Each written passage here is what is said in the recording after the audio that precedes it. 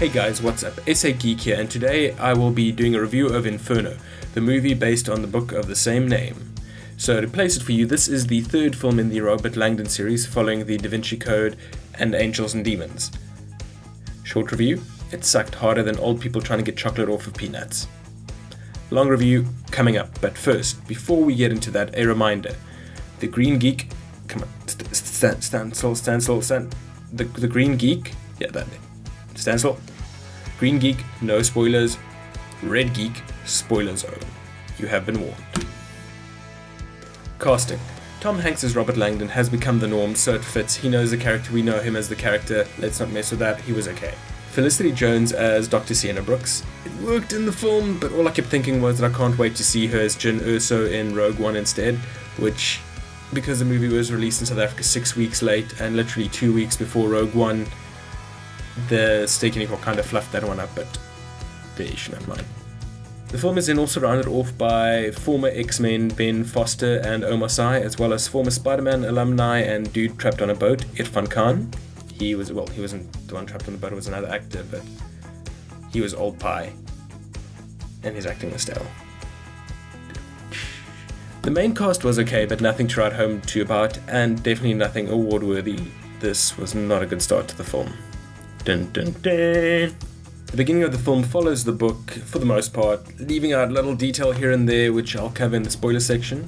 At around halfway through the movie, it all goes belly up and really loses the plot. At this point, I kind of gave up on any form of redemption, and I was right.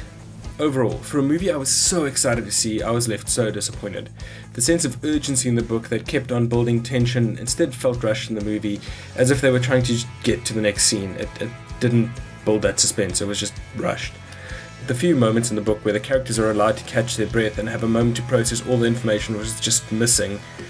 It was pace, attempted slow moment pace, and it just didn't work together. The film took a very interesting story and really let it down, unfortunately. Sadly, it's nothing worth more than 2 out of 5, and I'll explain some more in the spoiler section. Spoilers! Beware! Firstly, the whole transhumanist subplot was cut out of the film in order to shorten it, which I do understand. The movie would probably have been around 5-6 hours if they didn't. But this also changes the character of Bertrand Zobrist from a visionary, albeit slightly cuckoo, thinker into nothing more than a deluded eco-terrorist. Secondly, by changing the virus from one that makes 1 in 3 people infertile into one which will just kill half the population takes away most of the thinking that the book encourages. This directly ties into the fact that in the movie they stop the release of the virus, where in the book they are too late, and the date hinted to in Zobrist's videos are actually the date the virus reaches its saturation point, not when it's released. So in the book the villain wins, the good guys don't. But that brings me back to where the book really encouraged you to think. What if someone did create a virus that causes 1/3 of the population to go infertile in order to combat overpopulation? Would it be something we'd allow? Would it be something we could turn a blind eye to?